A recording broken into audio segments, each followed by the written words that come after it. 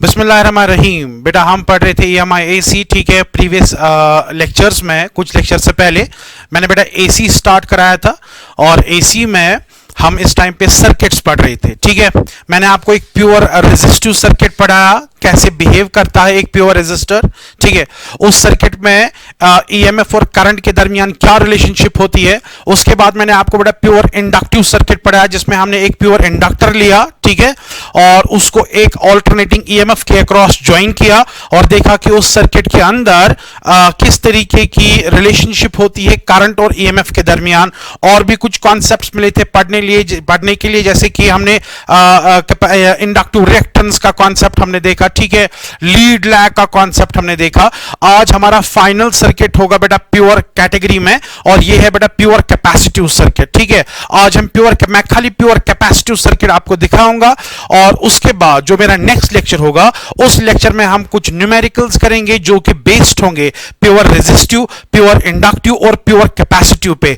और अगर आपको इन तीनों सर्किट्स के ऊपर अच्छा सा होल्ड होगा, आपको इनके न्यूमेरिकल्स आएंगे, प्योर सर्किट्स के ऊपर न्यूमेरिकल्स आएंगे, अच्छे तरीके से आएंगे बेटा, आपको इसके बाद इनकी कॉम्बिनेशन पढ़ने में कोई डिफिकल्टी नहीं होगी, जो कि हमारा मेन टॉपिक है बेटा, ठीक है। तो आज मैं सिंपल प्योर कैपेसिटिव सर्किट आपके सामने रखूंगा, वहां पे हम रिलेशनशिप देखेंगे EMF और करंट के दरमियान क्या होगी, और उसके बाद जो नेक्स्ट लेक्चर होगा उसमें हम बेटा न्यूमेरिकल प्रैक्टिस करेंगे इन प्योर सर्किट्स की बेटा, प्योर रेजिस्टिव, प्योर इंडक्टिव और प्योर कैपेसिटिव की, ठीक है।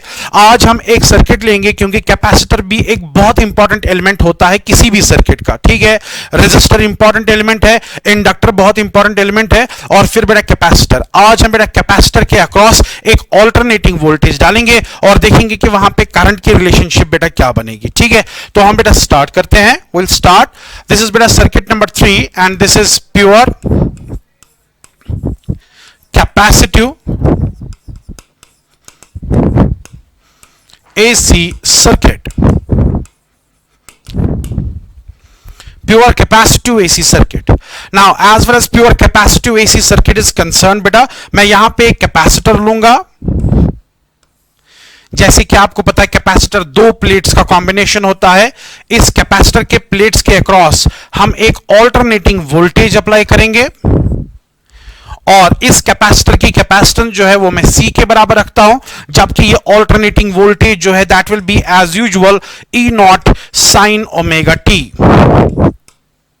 न्यूमेरिकल्स में बेटा ये डिफरेंट भी किया जा सकता है, इसमें कॉस भी लिखा जा सकता है एंड सो ऑन, लेकिन फिलहाल प्रॉपर टॉपिक के हिसाब से मैं यहां पे E को साइन के हिसाब से डिफाइन कर रहा हूं। तो फिलहाल मैंने यहां पे ऑल्टरनेटिंग EMF डाला और इस कैपेसिटर के ऊपर इसको हमने यहां पे ज्वाइन किया। अब आपको बेटा पता है यहां पे जब AC काम करेगा, AC यहां पे बेटा करंट सेंड करेगा आधे टाइम पीरियड के लिए, उसके बाद वापस आएगी, ठीक है। तो यहां पे बेटा ये कैपेसिटर का प्लेट जो है ये चार्ज हो जाएगा, फिर वापस यहां से चार्ज आना स्टार्ट, क्योंकि यहां पे करंट की डायरेक्शन रिवर्स हो रही है।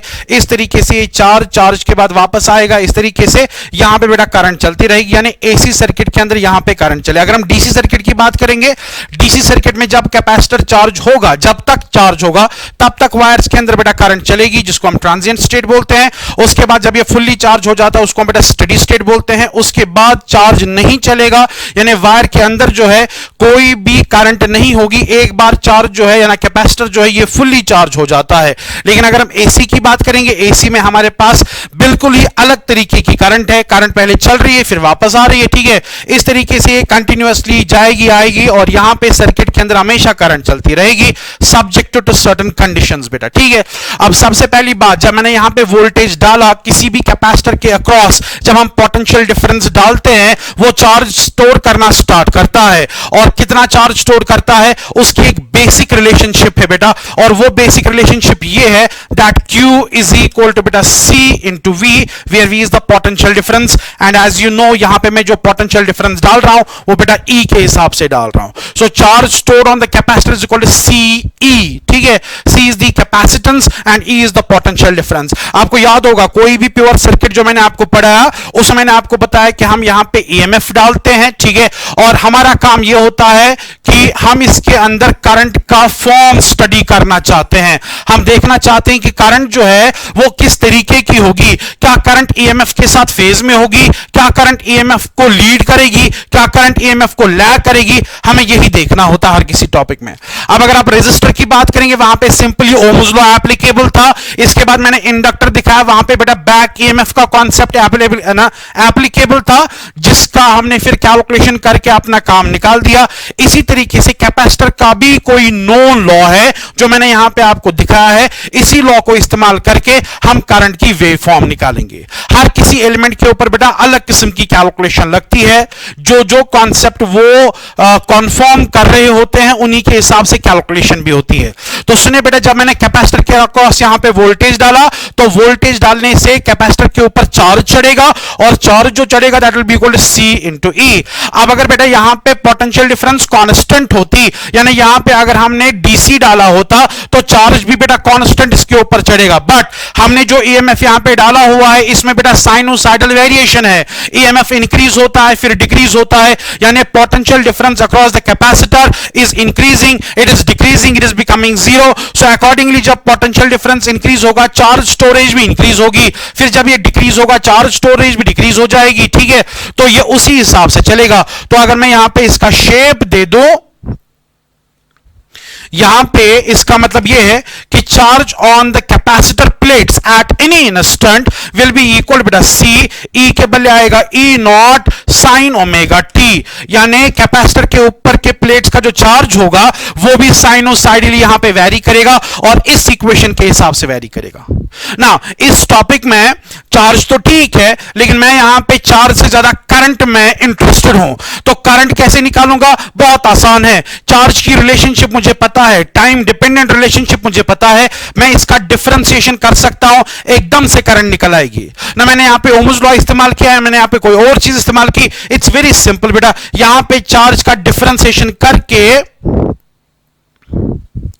मैं करंट को निकाल सकता हूं, विच इंप्लाइज बेटा current in the circuit will be equal to dq by dt, यानी आपको चार्ज को डिफरेंशिएट करना होगा, चार्ज को डिफरेंशिएट करके हमें यहां पे करंट मिलेगी, विच इंप्लाइज बेटा I will be equal to d by dt of, ठीक है, यहां पे आपके पास आएगा c, उसके बाद आएगा एप्सिलॉन, यहां पे आएगा साइन ओमेगा टी। हमें इस चीज का यहां पे डिफरेंशिएशन करना है ना। As far as the capacitance of the capacitor is concern, वो कांस्टेंट है, C बाहर निकलेगा, यहां पे E नॉट बाहर निकलेगा, it is the peak value of EMF, और उसके बाद differentiation of sine omega T जो है that is cos omega T, क्योंकि यहां पे डिफरेंशिएशन है, हमें यहां पे इंटरनल डिफरेंशिएशन करनी होगी, यानी वेरिएबल का जो कोफिशिएंट है, वेरिएबल यहां पे टाइम है बेटा, टाइम का जो कोफिशिएंट है उसको हमें लिखना पड़ेगा और इस तरीके से लिखना पड़ेगा, and that means it is equal to C E not, omega को सामने लाऊंगा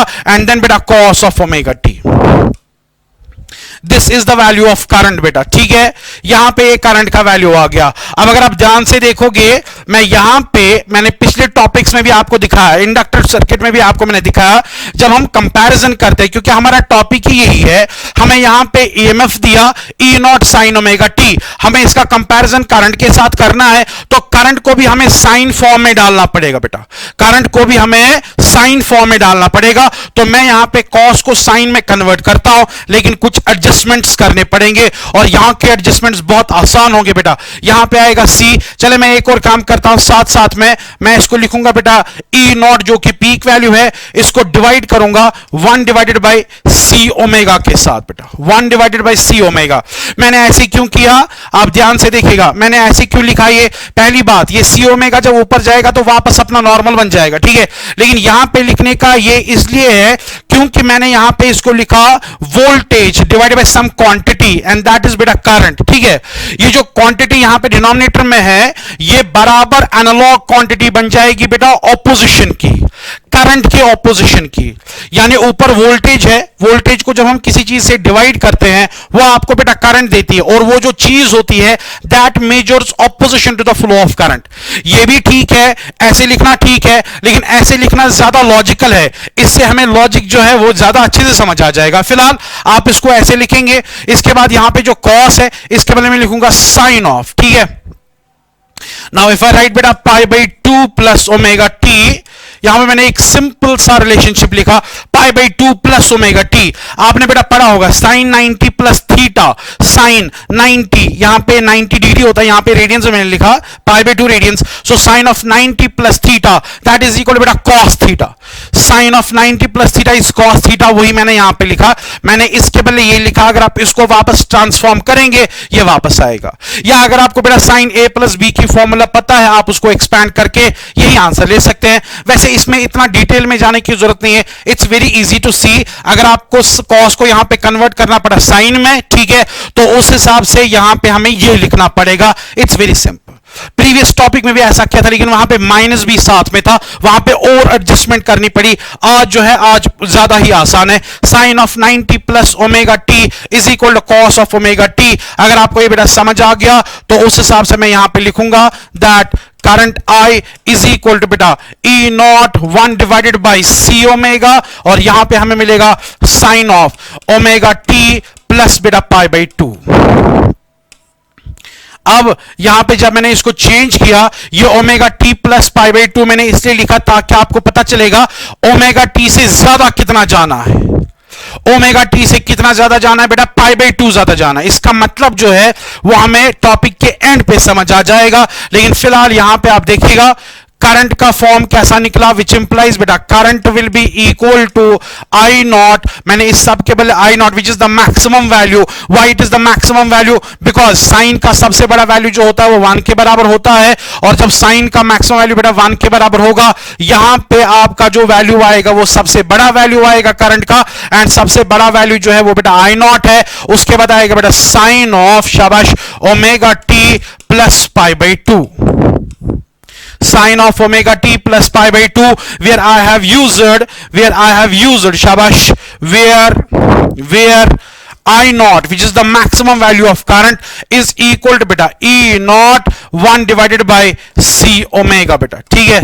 अब आपको समझ आया होगा मैंने सी ओमेगा को नीचे क्यों लाया। यहां पे मैंने सी ओमेगा को इसलिए नीचे यहां पे लाया ताकि आपको जो यहां पे करंट और वोल्टेज की रिलेशनशिप आए ये बराबर ओम्स लॉ के एनालॉग आए। मैं नहीं बोलूंगा ये एग्जैक्टली ओम्स लॉ है, ओम्स लॉ के एनालॉग जैसा ही है। करंट ये है, वोल्टेज ये है, and this is something to be divided, और जो यहां पे समथिंग टू बी डिवाइडेड है it definitely will measure opposition to the flow of current बेटा। अगर इसका वैल्यू बेटा ज्यादा होगा, ध्यान दीजिए, अगर इसका वैल्यू बेटा ज्यादा होगा करंट के पीक वैल्यू के, यानी करंट जो है ओवरऑल करंट जो है वो कम हो जाएगी। पीक वैल्यू कम, आरएमएस वैल्यू कम, सारे वैल्यूज कम आ जाएंगे, ठीक है, अगर इसका फैक्टर ज्यादा आएगा, ठीक। अब यहां पे देखिए, अगर आपने प्रीवियस टॉपिक भी देखा होगा उसी के हिसाब से इसको मैं पढ़ा रहा हूं ताकि आपको होल्ड हो जाए ये सारे सर्किट्स कैसे काम करते हैं, इनमें कैसे काम करना होता है, ठीक है। तो देखो बेटा यहां पे दो चीजें पढ़नी है, एक तो ये 1/c ओमेगा के ऊपर अलग से हमें स्टडी करना है, दूसरा हमें बेटा इसके फेज रिलेशन के ऊपर बेटा स्टडी करना है। तो दोनों करने हैं, तो दोनों में से एक तो करना है, पहले तो स्टार्ट एक से ही करना होगा। चलिए मैं पहले इसको स्टडी करता हूं बेटा 1/c ओमेगा। अब मैंने आपको यहां पे बताया कि 1/c ओमेगा जो है बेटा, ठीक है, ये मेजर करता है, मैं लिखूंगा this measures opposition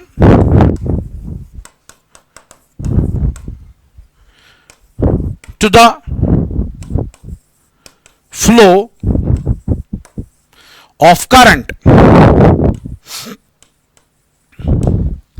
It measures opposition to the flow of current। सीधी बात है, इसका वैल्यू अगर ज्यादा होगा, ये सब का वैल्यू अगर ज्यादा होगा तो करंट का वैल्यू बेटा कम आ जाएगा।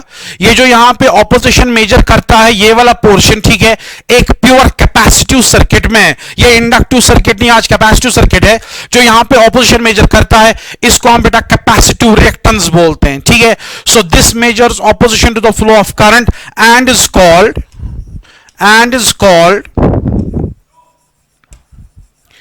capacitive reactance। कैपेसिटिव रिएक्टेंस बेटा, कैपेसिटिव रिएक्टेंस, ठीक है, इसको हम बेटा कैपेसिटिव रिएक्टेंस बोलते हैं। और ये जो कैपेसिटिव रिएक्टेंस होती है, इस कैपेसिटिव रिएक्टेंस को हम डिनोट करते हैं बेटा XC से, और ये कैपेसिटिव रिएक्टेंस जो होती है, कैपेसिटिव रिएक्टेंस जो होती है, it is equal to 1 divided by C omega. Capacitive reactance, the measure of opposition to the flow of current in a pure AC pure capacitive circuit, capacitive reactance। हाँ, जब हम बाद में दो तीन एलिमेंट्स एक साथ इस्तेमाल करेंगे, रेजिस्टर इस्तेमाल करेंगे, इंडक्टर इस्तेमाल करेंगे, ठीक है, कैपेसिटर इस्तेमाल करेंगे, उस टाइम पे जो ऑपोजिशन होती है उसको हम ये नाम नहीं बोल सकते हैं, ये प्योर कैपेसिटिव सर्किट के लिए है कैपेसिटिव रिएक्टेंस, ठीक है। इंडक्टिव सर्किट के लिए है इंडक्टिव रिएक्टेंस। लेकिन जब हम तीन एलिमेंट एक साथ या तीन के बगैर भी अगर हम लेते हैं, ठीक है, दो भी अगर हम लेते हैं, उस टाइम पे हम ऑपोजिशन को अलग नाम बोलते हैं, दैट इज कॉल्ड बेटा इंपीडेंस। पढ़ेंगे, अभी दो लेक्चर्स होंगे, जैसे मैंने कहा, इसके बाद मैं आपको न्यूमेरिकल्स दिखाऊंगा प्योर सर्किट्स के ऊपर, रिवीजन भी हो जाएगा और उसके बाद हम कॉम्बिनेशन स्टार्ट करेंगे बेटा, ठीक है। तो यहां पे इसको हम बोलते हैं कैपेसिटिव रिएक्टेंस, अगर प्योर कैपेसिटर है एसी सर्किट के अंदर बेटा, कैपेसिटिव रिएक्टेंस बेटा। अगर हम देखेंगे कैपेसिटिव रिएक्टेंस, इसको अगर मैं ज्यादा इलैबोरेटेड फॉर्म में लिखूंगा, कैपेसिटिव रिएक्टेंस याद रहे ये मेजर करता है opposition to the flow of current, जिस तरीके से बेटा रेजिस्टेंस काम करती है और वो भी करंट का ऑपोजिशन मेजर करती है। कैपेसिटिव सर्किट में बेटा ये ऑपोजिशन मेजर करता है, it is equal 1/c, omega के बदले बेटा 2 पाई एंड न्यू। ध्यान दीजिए बेटा, कैपेसिटिव रिएक्टेंस जो है वो कैपेसिटेंस के ऊपर इनवर्स प्रोपोर्शनल है। जितनी बेटा कैपेसिटेंस ज्यादा होगी उतना यहां पे कैपेसिटिव रिएक्टेंस बेटा कम हो जाएगी, इनवर्स रिलेशन है। और दूसरी बात, ये फ्रीक्वेंसी के ऊपर इनवर्स रिलेटेड है, दो चीजों के ऊपर ये डिपेंड करती है बेटा, ये कैपेसिटर की कैपेसिटेंस पे और फ्रीक्वेंसी पे। इंडक्टिव सर्किट में भी ऐसा होता है, वहां पे जो इंडक्टिव रिएक्टेंस होती है वो एल के ऊपर यानी इंडक्टर के खुद के वैल्यू के ऊपर डिपेंड करती है और फ्रीक्वेंसी के ऊपर। लेकिन जो रेजिस्टर होता है वो जो ऑपोजिशन देगा ना करंट को, वो फ्रीक्वेंसी डिपेंडेंट नहीं होता है, वो खाली रेजिस्टर के वैल्यू पे डिसाइड होता है कितनी ऑपोजिशन मिलने वाली है। लेकिन जब हम प्योर कैपेसिटिव सर्किट और प्योर इंडक्टिव सर्किट की बात करती है, एक तो आपके इनके वैल्यूज पता होने चाहिए और साथ में आपको यह भी पता होना चाहिए कि सर्किट के अंदर कौन सी फ्रीक्वेंसी चल रही है। किसी पर्टिकुलर फ्रीक्वेंसी पे वही इंडक्टर कम आपको ऑपोजिशन देगा, ठीक है, और किसी और फ्रीक्वेंसी पे डिफरेंट ऑपोजिशन देगा। सेम इंडक्टर एल का वैल्यू सेम, वैसे ही कैपेसिटर के सेम वैल्यू पे किसी फ्रीक्वेंसी पे एक ऑपोजिशन मिलेगी, किसी और फ्रीक्वेंसी पे। यानी बेटा आपको याद रखना है, न्यूमेरिकल्स के टाइम पे याद रखना है, as far as inductive and capacitive circuits are concerned, opposition check करने के लिए खाली आपको वैल्यूज की जरूरत नहीं पड़ेगी, आपको बेटा जरूरत पड़ेगी शाबाश फ्रीक्वेंसी, सर्किट की फ्रीक्वेंसी कितनी है बेटा, ठीक है। ये सब एलिमेंट्री आइडिया जो मैं आपके अंदर अभी दे रहा हूं, आपको दे रहा हूं, ठीक है। तो फिलहाल यहां पे कैपेसिटिव रिएक्टेंस है, एक हल्का सा ग्राफ में प्लॉट करूंगा जिससे आपको ये याद रहेगा कि कैपेसिटिव रिएक्टेंस जो है वो फ्रीक्वेंसी के ऊपर कैसे डिपेंड करती है। जैसा कि मैंने आपको कहा बेटा, अगर मैं यहां से फ्रीक्वेंसी प्लॉट करूंगा और यहां से कैपेसिटिव रिएक्टेंस प्लॉट करूंगा बेटा, ठीक है, तो ये इनवर्स रिलेशन है। इनवर्स रिलेशन का मतलब इसका ग्राफ बेटा ऐसा चलेगा। यानी अगर आप बहुत ही कम फ्रीक्वेंसी की बात कर रहे हैं, 10 हर्ट्ज, 20 हर्ट्ज, 30 हर्ट्ज की फ्रीक्वेंसी की बात कर रहे हैं, उस टाइम पे क्योंकि इसका वैल्यू बेटा कम है, कैपेसिटिव रिएक्टेंस बहुत ज्यादा होगा, कैपेसिटिव रिएक्टेंस बहुत ज्यादा होगा, ठीक है, और उस हिसाब से उस सर्किट में करंट को चलने में दिक्कत होगी, यानी लो फ्रीक्वेंसी पे बहुत दिक्कत मिलने वाली है। लेकिन जब आप इस एसी की फ्रीक्वेंसी को इंक्रीज करेंगे, एसी की फ्रीक्वेंसी को इंक्रीज करके आप कैपेसिटिव रिएक्टेंस को बेटा कम कर सकते हैं। और अगर आपने फ्रीक्वेंसी को सफिशिएंटली लार्ज बनाया, बहुत आगे बढ़ाया, ठीक है, यहां पे ये वाली फ्रीक्वेंसी अगर आप दी, उस टाइम पे कैपेसिटिव रिएक्टेंस इतनी कम हो जाएगी कि करंट को ऑलमोस्ट कोई ऑपोजिशन मिलेगी ही नहीं बेटा। इसीलिए इस ग्राफ को देखकर हम क्या करते हैं, हम प्योर कैपेसिटिव सर्किट को, जो कि एसी में होता है, प्योर कैपेसिटिव एसी सर्किट जो है, इसको हम बेटा हाई पास फिल्टर बोलते हैं। High pass filter, high pass filter का मतलब यह है कि आप एक कैपेसिटर को इस्तेमाल कर सकते हैं हाई फ्रीक्वेंसी को चलाने के लिए और लो फ्रीक्वेंसी को ब्लॉक करने के लिए। आप कैपेसिटिव सर्किट लाइए, मल्टीपल फ्रीक्वेंसीज आजमाइए, पहले कम फ्रीक्वेंसी की सिग्नल डालिए, फिर हाई फ्रीक्वेंसी की सिग्नल डालिए, कम फ्रीक्वेंसी रुक जाएगी, हाई फ्रीक्वेंसी बेटा आगे चलेगी। इसीलिए बेटा प्योर कैपेसिटिव एसी सर्किट को हम हाई पास फिल्टर बोलते हैं। इसका कंपैरिजन करेंगे प्रीवियस टॉपिक के साथ, जब मैंने आपको प्योर इंडक्टिव सर्किट पढ़ाया था, वो था बेटा लो पास फिल्टर। वो कम फ्रीक्वेंसी को चलने देता था, हाई फ्रीक्वेंसी को ब्लॉक करता था। कैपेसिटर हाई फ्रीक्वेंसी को चलने देगा और लो फ्रीक्वेंसी को बेटा ब्लॉक करेगा। सो हाई पास फिल्टर यहां से आपको समझ आया होगा, ठीक है। तो अगर हम देखेंगे, मैंने वहां पे भी एक बहुत ही इंटरेस्टिंग केस डिस्कस किया था बेटा, और वो डिस्कशन था डीसी के ऊपर। तो मैं यहां पे भी लिखूंगा बेटा फॉर डीसी, डीसी मींस बेटा डायरेक्ट करंट, कांस्टेंट करंट बेटा, ठीक है। सो फॉर डीसी आपको पता है बेटा डीसी की फ्रीक्वेंसी कितनी होती है? डीसी की फ्रीक्वेंसी बेटा 0 होती है। डीसी की मैंने प्रीवियस लेक्चर में पूरा डिस्कस किया था डीसी की फ्रीक्वेंसी 0 क्यों है। तो फिलहाल डीसी के लिए फ्रीक्वेंसी 0 है एंड अकॉर्डिंगली इसका जो कैपेसिटिव रिएक्टेंस आएगा, क्योंकि ये इसके ऊपर इनवर्स प्रोपोर्शनल है बेटा, यहां पे इनवर्स प्रोपोर्शनल, तो 0 यहां पे लिखेंगे। सो कैपेसिटिव रिएक्टेंस विल बी बेटा infinite, it will not be defined in a sense, it will be very large, so this will tend to be infinite। यानी डीसी को कैपेसिटर चलने ही नहीं देगा, वो तो आपको पहले से ही पता था। मैंने आपको बताया था कि जब हम कैपेसिटर सर्किट लेते हैं, जब हम डीसी डालते हैं, तो चार्ज होने तक तो वायर्स के अंदर करंट चलेगी, चार्ज मूव करेगा। एक बार कैपेसिटर फुल्ली चार्ज हो गया, सैचुरेट हो गया, उसके बाद चार्ज का चलना डिफिकल्ट है, यानी करंट का चलना डिफिकल्ट है। यानी किसी भी जगह पे अगर आपने बल्ब रखा होगा उस कैपेसिटिव सर्किट में, वो बल्ब जब तक कैपेसिटर चार्ज हो रहा है तब तक तो ग्लो हो जाएगा, उसके बाद वो बल्ब जो है वो बंद हो जाएगा, ठीक है।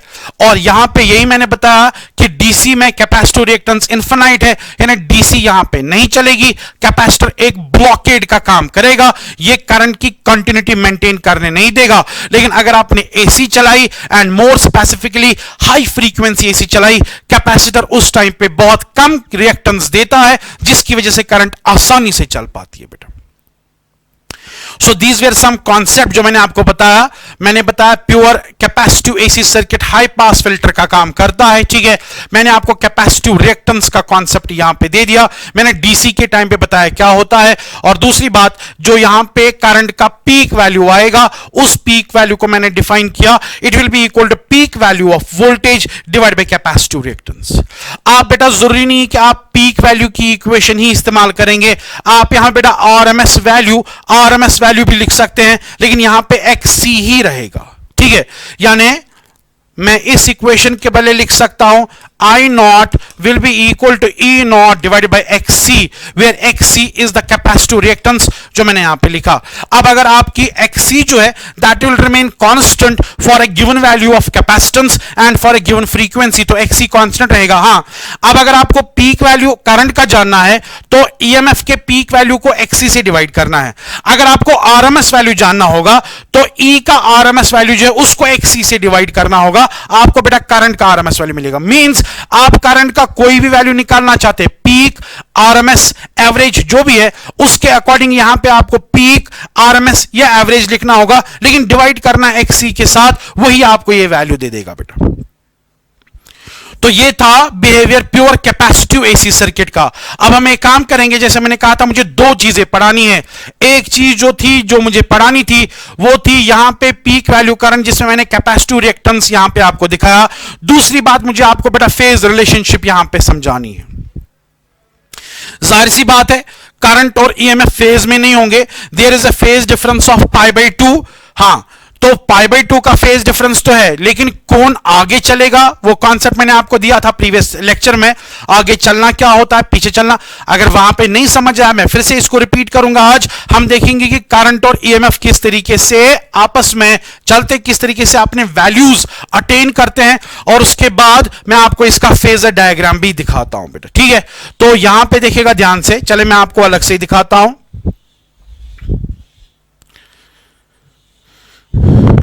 हमने देखा कि प्योर कैपेसिटिव एसी सर्किट में जब हमने ईएमएफ डाला E is equal to E not sine omega t, तो हमें बेटा करंट जो मिली that came out to be equal to I not sine omega T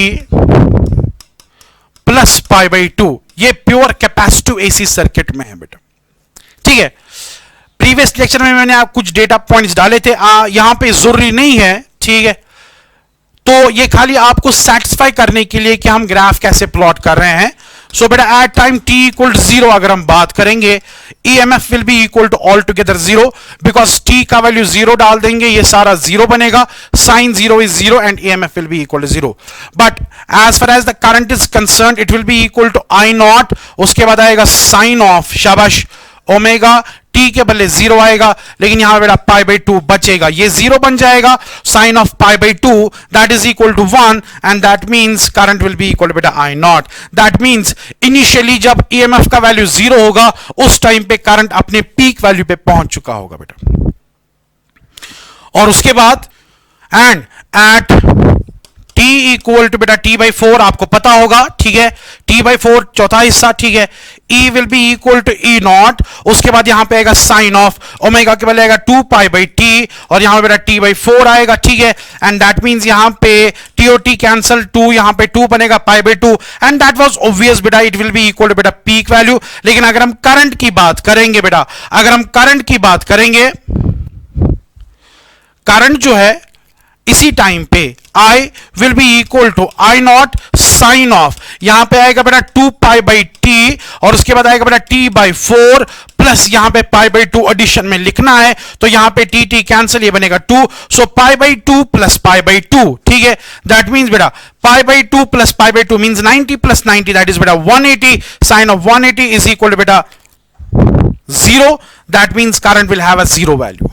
So when EMF has maximum value, current have बेटा 0 value at t equal to t by 4। इतना बेटा sufficient है आपको satisfy करने के लिए कि मैंने ग्राफ कैसे प्लॉट किया। आपको ये सब करने की जरूरत नहीं है, इट्स वेरी सिंपल, आप इसको बेटा सिंपली ड्रॉ कर सकते हैं। तो मैं यहां पे आपको बेटा इसका फेज रिलेशनशिप दिखाऊंगा, ठीक है, और फेज रिलेशनशिप कुछ इस तरीके का होगा। सबसे पहले मैं यहां पे EMF का ग्राफ प्लॉट करूंगा।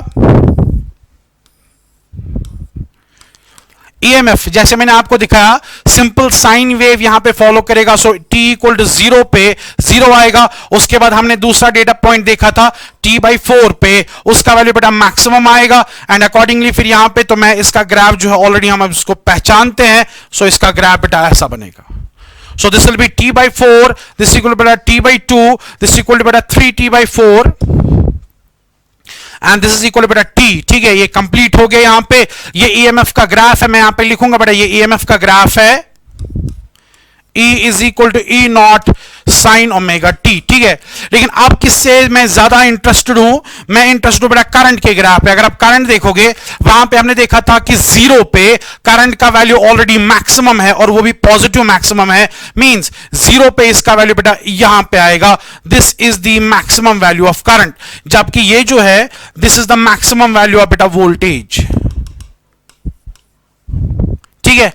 अब यहां बेटा मैक्सिमम वैल्यू करंट का है, तो ये पहला डेटा पॉइंट था। इसके बाद हमने देखा t बाई 4 पे करंट 0 बन जाती है। इसी तरीके से आप यहां पे अगर और देखेंगे तो t बाई 2 पे करंट का वैल्यू यहां पे पहुंचेगा, t बाई 4 पे करंट का वैल्यू बेटा यहां पे पहुंचेगा और t पे करंट का वैल्यू वापस बेटा यहां पे पहुंच जाएगा। You can check it out, ये कोई मसला ही नहीं है देखना, खाली आपको ये देखना है कि यहां पे EMF अगर 0 था, करंट इसके आगे था, अहेड था, पीक वैल्यू ले चुका था। उसके बाद जब यहां पे EMF पीक वैल्यू पे पहुंचा, करंट तब डिक्रीज होके 0 बन गया एंड सो ऑन। तो यहां पे अगर मैं ग्राफ प्लॉट करता हूं बेटा, ग्राफ जो है वो कुछ इस तरीके का बनेगा,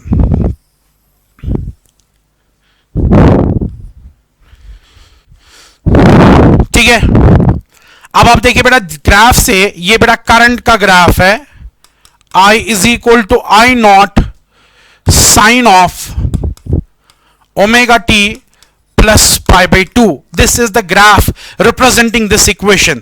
this is the maximum value, यहां से भी इसका बेटा मैक्सिमम वैल्यू आएगा बट माइनस I0 आएगा, और यहां से अगर हम देखेंगे बेटा ये इस EMF का मैक्सिमम वैल्यू आएगा एंड दैट विल बी बेटा माइनस E0, ठीक है। अब इस ग्राफ से हम क्या पता लगा पाते हैं वो ये है, ध्यान से देखिएगा, यहां पे आप देखिए करंट जो है वो मैक्सिमम बन चुकी है और करंट अब डिक्रीज हो रही है, जबकि इस टाइम पे ईएमएफ अब इंक्रीज होकर अपना मैक्सिमम वैल्यू अटेन करना चाहता है। ईएमएफ अब उठना चाहता है मैक्सिमम वैल्यू अटेन करने के लिए, लेकिन करंट ऑलरेडी अपने मैक्सिमम वैल्यू पे थी और ये अब डिक्रीज होने वाली है बेटा। That means current already ahead है, करंट ऑलरेडी अपना वैल्यू ले चुकी है जो वैल्यू अभी ईएमएफ ने नहीं लिया है।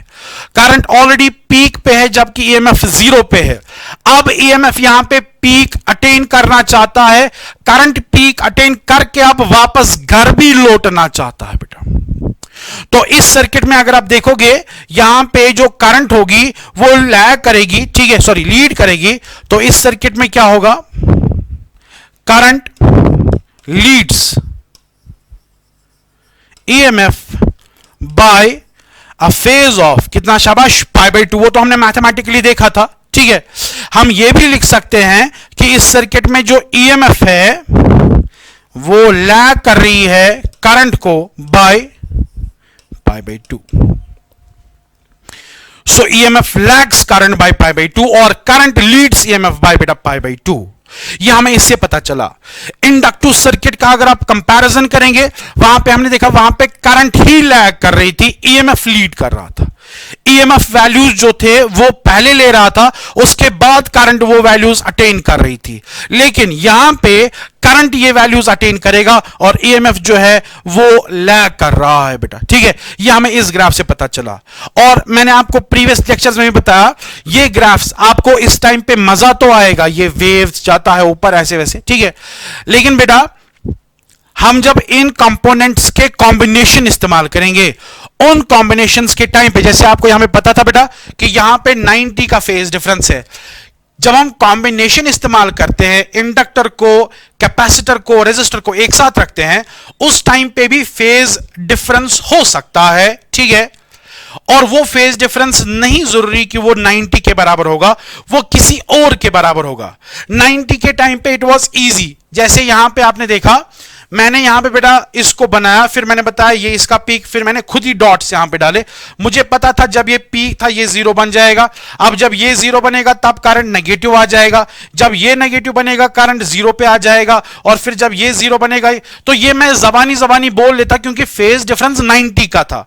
लेकिन अब अगर फेज डिफरेंस किसी और एंगल का होगा, से फॉर एग्जाम्पल 37 डिग्री का होगा, से फॉर एग्जाम्पल 52 डिग्री का होगा, उस टाइम पे ऐसा वेव फॉर्म ड्रॉ करना जो है इट्स वेरी डिफिकल्ट। और उस टाइम पे कोई भी रिलेशनशिप निकालने के लिए, कोई भी कैलकुलेशन करने के लिए फेजर डायग्राम सबसे आसान बन जाता है। हालांकि यहां पे आपको लगेगा फेजर डायग्राम उतना अट्रैक्टिव नहीं है, ये ग्राफ बड़े जबरदस्त है, लेकिन जब हम बाकी कॉम्बिनेशन वाले सर्किट इस्तेमाल करेंगे, न्यूमेरिकल्स करेंगे, उस टाइम पे फेजर डायग्राम से ही कन्वीनियंटली हम हर किसी सवाल का आंसर निकाल लेंगे। यहां से ऐसे वेव फॉर्म ड्रॉ करना जो है वो बड़ा डिफिकल्ट है। फिलहाल मैंने यहां पे वेव फॉर्म दिखाया और इस वेव फॉर्म का जो कंक्लूजन था वो ये था कि यहां पे करंट लीड करेगी ईएमएफ को बाय π/2 और ईएमएफ जो है वो लैग करेगा बाय π/2। अगर मैं यहां पे इसका फेजर डायग्राम ड्रॉ करता हूं बेटा, फेजर डायग्राम,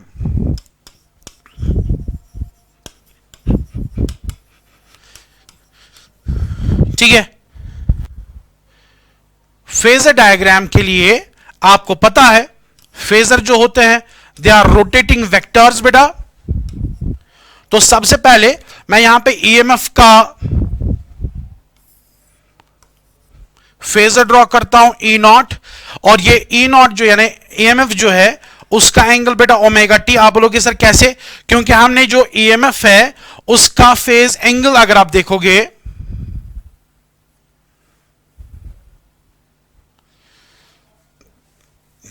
ये ओमेगा टी है,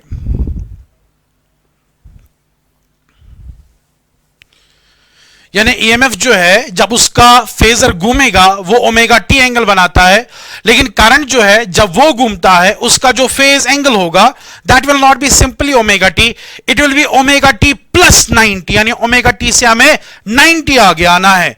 तो ओमेगा टी से 90 आगे आने का मतलब यह है कि मुझे जो फेजर डायग्राम बनाना होगा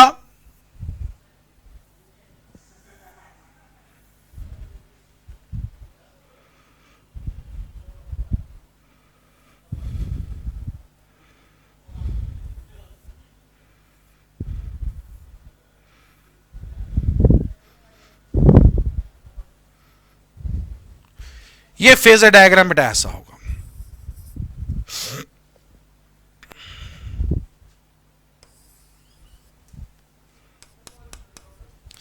so you can see that there is a difference of 90, ठीक है।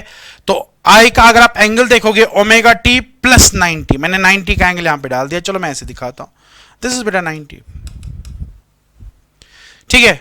और जैसे कि आपको पता है जो फेजर होते हैं दे आर रोटेटिंग वेक्टर्स, तो अगर ये उंगली यहां की तरफ है, थंब यहां की तरफ ऐसे है, तो ये जब घूमते रहेंगे तो इस तरीके से घूमेंगे। इनिशियली जब हम ऐसे रखेंगे बेटा तो ईएमएफ का वैल्यू 0, ओमेगा टी यहां पे 0 है, तो यहां पे ईएमएफ जो है वो 0 वैल्यू लेगी, लेकिन उस टाइम पे थंब देखिए करंट अपना मैक्सिमम वैल्यू ले रही है। अब जब ये दोनों घूमेंगे तो ईएमएफ अपना वैल्यू जो है वो इंक्रीज करती जाएगी, ठीक है। इसका वर्टिकल, उंगली का वर्टिकल कंपोनेंट बढ़ता जाएगा, जबकि थंब का वर्टिकल कंपोनेंट डिक्रीज होता जाएगा, और यहां पे ईएमएफ का मैक्सिमम वैल्यू आएगा और करंट जो है वो बेटा 0 बन जाएगी। इस तरीके से यहां पे 90 का फर्क आता है बेटा, ठीक है। अब अगर हम कॉम्बिनेशन इस्तेमाल करते हैं रेजिस्टर, कैपेसिटर, इंडक्टर, ठीक है, उस टाइम पे जो यहां पे फेज डिफरेंस होती है, जरूरी नहीं ये हमेशा आपको 90 मिलेगी, 90 हमें खाली प्योर सर्किट्स में मिली, और वो भी प्योर इंडक्टिव में और प्योर कैपेसिटिव में। इंडक्टिव में हमने देखा करंट पीछे थी और ईएमएफ आगे था, लेकिन कैपेसिटिव में करंट आगे है और ईएमएफ पीछे है, और कितने का फर्क है बेटा 90 का। रेजिस्टर में बेटा कोई फर्क नहीं होता है, उसमें बेटा फेज डिफरेंस 0 होता है, लेकिन जब हम इन तीनों का कॉम्बिनेशन इस्तेमाल करेंगे, कोई भी 2 या 3 कॉम्बिनेशन इस्तेमाल करेंगे, उस टाइम पे डिफरेंट पैरामीटर्स डिसाइड करेंगे कि फेज एंगल कितना होगा। ये 90 हो सकता है, 90 से कम हो सकता है बेटा, ठीक है, कोई वैल्यू हो सकता है, डिसाइड करेगा वहां पे कौन कौन से एलिमेंट्स आपने रखे हैं और किन किन वैल्यूज के आपने एलिमेंट्स रखे हैं, ठीक है। तो फिलहाल आज मैंने आपको प्योर कैपेसिटिव एसी सर्किट बताया, और प्योर कैपेसिटिव एसी सर्किट में मैंने आपको करंट की शेप निकाल के दी। पता चला करंट जो है वो लीड करती है, ईएमएफ जो है वो लैग करता है। इसके अलावा प्योर कैपेसिटिव सर्किट जो ऑपोजिशन ऑफर करता है उसको हम कैपेसिटिव रिएक्टेंस बोलते हैं। ये कैपेसिटिव रिएक्टेंस खाली कैपेसिटर के वैल्यू पे डिपेंड नहीं करता है, ये फ्रीक्वेंसी पे भी डिपेंड करता है। हाई फ्रीक्वेंसी के लिए कैपेसिटर जो है वो एक पैसेज का काम करता है, हाई फ्रीक्वेंसी एसी आराम से चल सकती है, लो फ्रीक्वेंसी एसी बेटा ब्लॉक हो जाती है, यानी उसमें बहुत अपोजिशन आती है, डीसी तो कंप्लीटली बेटा ब्लॉक हो जाएगा, ठीक है। और ये था बेटा आज का pure AC capacitive circuit, pure capacitive AC circuit बेटा, ठीक है। तो इन तीनों सर्किट्स को आप बेटा रिवाइज करेंगे, प्योर रेजिस्टिव, इंडक्टिव और कैपेसिटिव। अगले लेक्चर में मैं इनके ऊपर बेटा न्यूमेरिकल्स दिखाऊंगा, और इनके न्यूमेरिकल्स करने पे इनका पूरा स्ट्रक्चर जानने के बाद हम बेटा एलसीआर सर्किट जो है उसको स्टडी करेंगे। तो बाकी इंशाल्लाह नेक्स्ट लेक्चर में करेंगे। अल्लाह हाफिज।